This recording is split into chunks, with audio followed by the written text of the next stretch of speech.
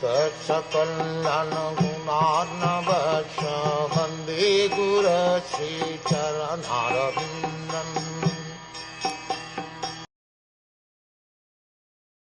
The city of Dvāraka was filled with the opulences of all seasons.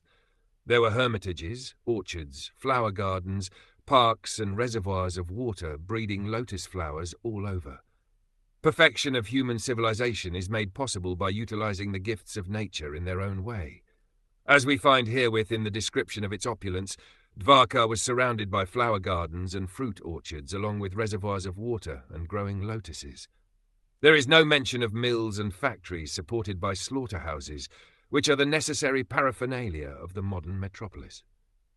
The propensity to utilize nature's own gifts is still there, even in the heart of modern civilized man.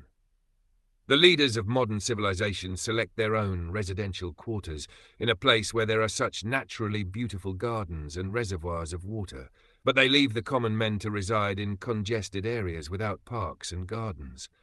Herein, of course, we find a different description of the city of Dvāraka. It is understood that the whole dham, or residential quarter, was surrounded by such gardens and parks with reservoirs of water where lotuses grew. It is understood that all the people depended on nature's gifts of fruits and flowers without industrial enterprises promoting filthy huts and slums for residential quarters. Advancement of civilization is estimated not on the growth of mills and factories to deteriorate the finer instincts of the human being, but on developing the potent spiritual instincts of human beings and giving them a chance to go back to Godhead. Development of factories and mills is called ugra karma, or pungent activities, and such activities deteriorate the finer sentiments of the human being and society to form a dungeon of demons. We find herein the mention of pious trees which produce seasonal flowers and fruits. The impious trees are useless jungles only, and they can only be used to supply fuels. In the modern civilization, such impious trees are planted on the sides of roads.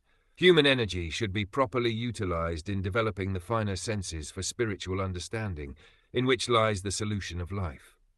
Fruits, flowers, beautiful gardens, parks and reservoirs of water with ducks and swans playing in the midst of lotus flowers, and cows giving sufficient milk and butter are essential for developing the finer tissues of the human body. As against this, the dungeons of mines, factories and workshops develop demoniac propensities in the working class. The vested interests flourish at the cost of the working class, and consequently there are severe clashes between them in so many ways. The description of Dvāraka Dham is the ideal of human civilization.